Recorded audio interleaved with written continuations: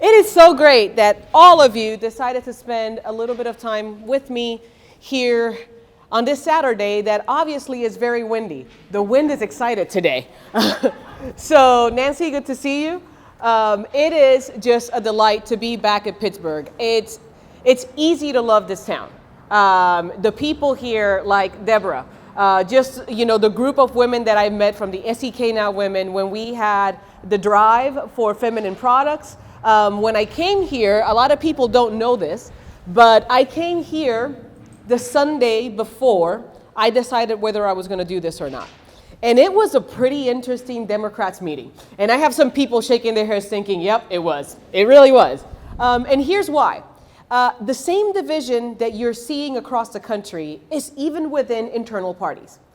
And I want you to hear this because when you hear some things that are happening that are maybe not as tasteful as you like in the Republican Party, it doesn't mean that every Republican is a bad person or has like bad ideas. The same way that as Democrats, we have every sort of thought, right? And that day was one of those really interesting days in which we had some really healthy debate about issues that matter to each of you. And I remember thinking, I have to ask Pittsburgh if they're going to support me. Because if Pittsburgh, after hearing me, says, we don't feel like you have any idea of what it is that we're talking to you about, then there was no way that I was going to run. Because make no mistake, Pittsburgh is critical to this election. Absolutely. Each and every one of you has the potential of engaging people across this county and this city to make sure that we can have an election that we will talk about for years. And I'm not just talking about my election because there's so much more at stake. In that meeting, I asked, after hearing me, will you guys support me if I run? And I remember that we were trying to figure out how we were going to do this quietly because the next day I was going to go to Topeka and I was going to stand in front of a podium with my daughters and tell the community what I had decided. Because in the community, people knew that they were asking me if I would consider running. But without your support, I was not going to do that. So if you guys are excited about me running, you have you to thank because Pittsburgh was the one that said, do it, Michelle, and I'm here right now.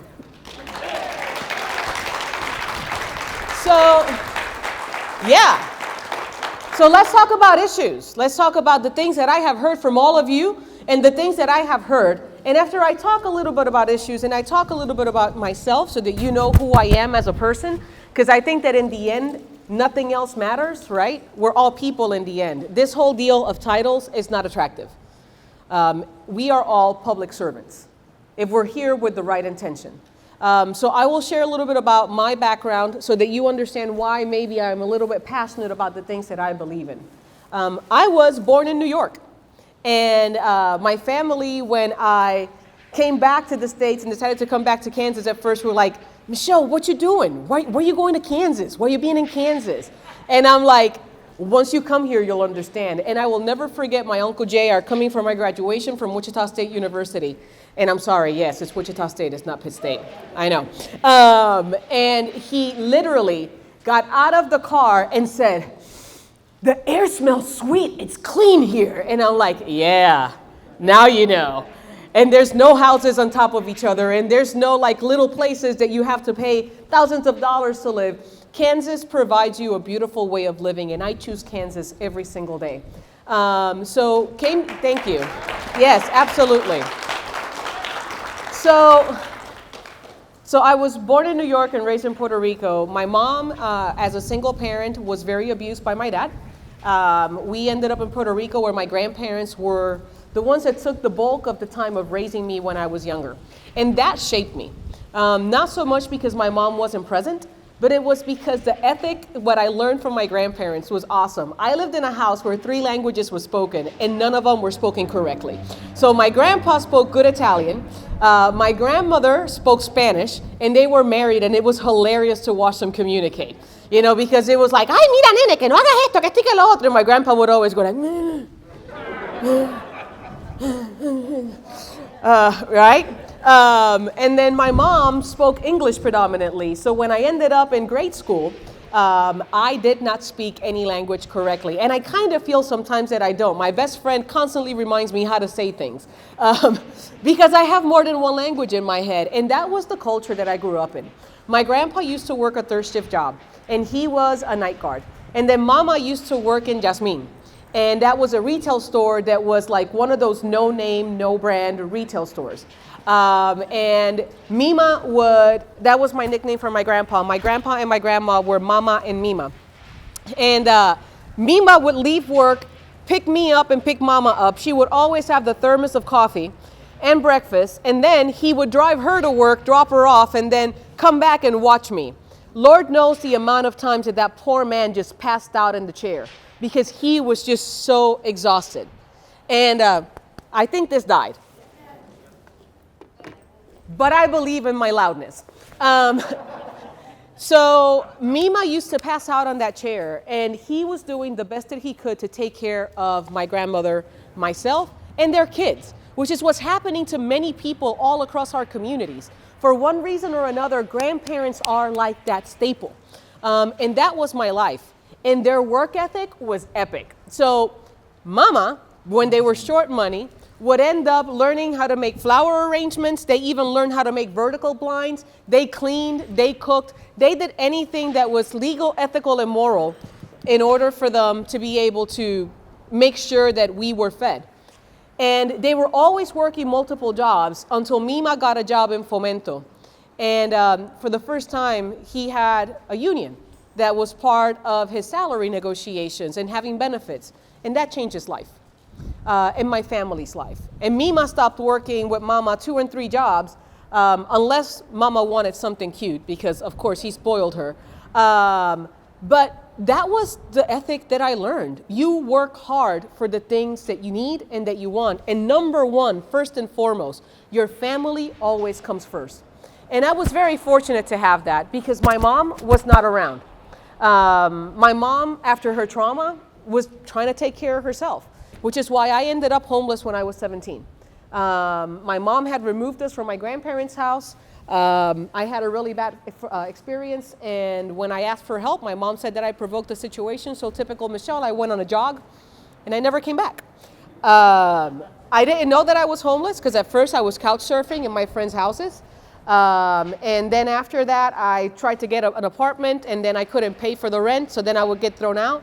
And it wasn't until through this whole crazy process that I kept on trying to go back to school and better my life, and then find out that I'm pregnant, that it hit me that things were not great, and that something had to be done not for me, but for the baby that I had.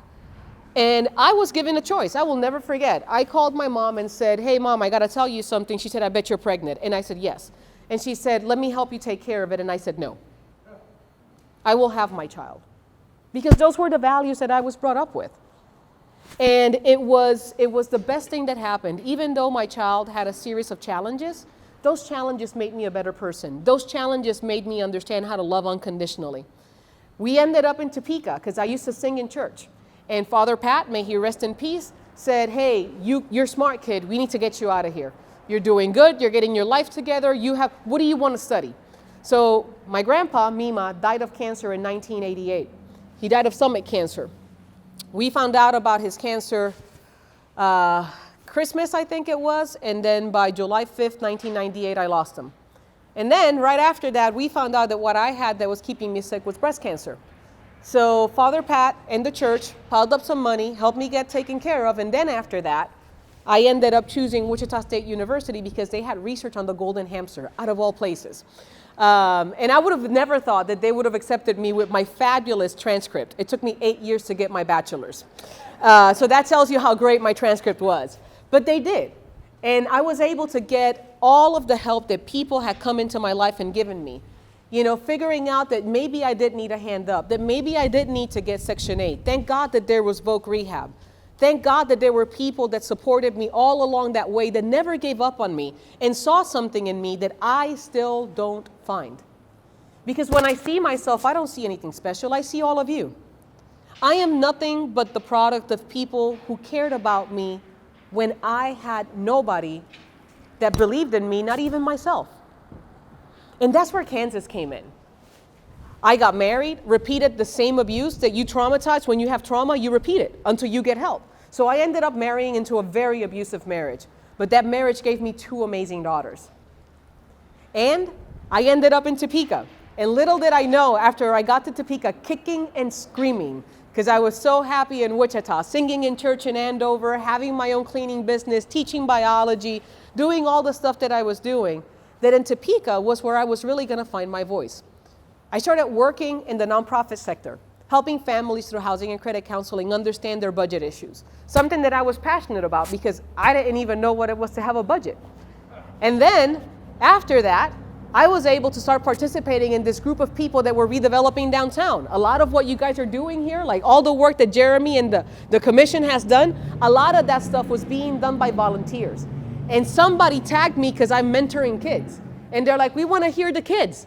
And I learned that if you're a public servant and you have a true heart, what you do is that you lift up the voices of those who you are intending to serve.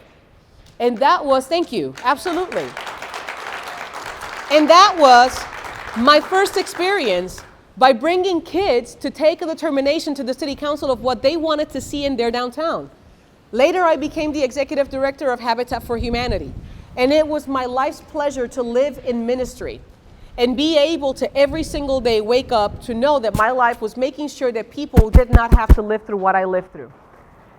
And I became mayor later on when I started working at Evergy.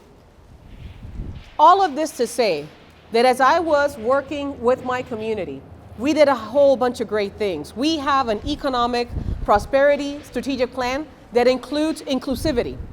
We put a technical school in one of the most impoverished neighborhoods in our community. We are subsidizing rides to work because we understand that if we want everybody to have access to success, we need to start breaking down barriers so that people can be successful. And we did that not because those were my great ideas, but because after I became mayor, instead of just showing up to the neighborhood improvement associations, which is the low-income groups in the neighborhoods that get together every month, when I was running, I kept showing up because their voice mattered. Because make no mistake, this doesn't work if I'm not showing up. This doesn't work if I get elected and I forget your voice. This doesn't work if I get elected and don't come back to Pittsburgh unless I want to be reelected. And my promise to all of you is that you see me here today, and God willing, in November, after I become elected, you're going to see me here a lot.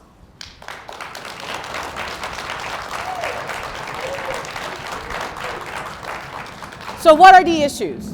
As a cancer survivor, I can tell you that I know what it is to have the trauma of having to go to the mailbox and figure out what those envelopes are going to have. Because most of those envelopes were bills. Until this day, even though it took me from 2008 in Kansas till last year to pay off all my medical bills because I refused to file bankruptcy, I still look at the mail and I just can't touch it. I have my kids sort it for me and then I look through it because the trauma is real. And this is what families across Kansas are dealing with. Thank God we have Secretary Lorenz that worked to make sure that all of those projects that we have on the highway are happening finally. Infrastructure is so important. Not only our roads, but what about broadband? Broadband is critical now more than ever. We have kids that we're expecting them to get an education while we're in the middle of a pandemic and they can't even log on to go to school. And not only that, when I was at the SEK clinic, I was seeing one of the rooms that you guys have in there to provide mental health support. And guess what you have to have? Internet, to be able to sit down and communicate with a practitioner. I'm also concerned about our farmers. Our leadership at the national level decided to enter into an argument with China, which, don't get me wrong, there's things that had to be worked on. But if you understand economics, you understand that trade deficits are nothing but the definition of who is more specialized in doing something and doing it better, and then you pass and you share those commodities around. The deals obviously were not great, but we couldn't have gone into a battle and not concerned ourselves with the fact that now, because of these battles, farmers in Kansas and ranchers are not able to sell their cattle, and that their crops sometimes, in many cases, are rotting. And that is the livelihood, not just of our Kansans. Kansans feed the world. What are we doing to support our farmers?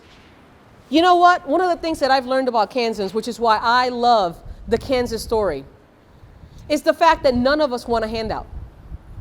This whole notion of providing support for people because people just want to sit at home, that is not the Kansas spirit. The Kansas spirit is one of making sure that they wake up every day. Kansans want to wake up every day and feel productive. We want to feel like we are doing our due, that we are doing our part. We're dying for this pandemic to be done. In order for us to deal with all the other issues, we need to deal with this pandemic. I thank all of you for having your mask and for seeing that you guys are bunched up in your family groups, because it's important. We've lost 210,000 souls because we didn't handle this correctly from the get-go. And not only that, to add insult to injury, we're still not talking correctly about how dangerous this is and the simple things that we need to do to keep each other safe. Keeping distance, wearing our mask, and washing our hands. It's that easy. Let's not complicate it. It's not political. The virus is not political. The same way that I have yet to meet a political pothole that is Democrat or Republican, I haven't met a virus that chooses to have a flavor of party.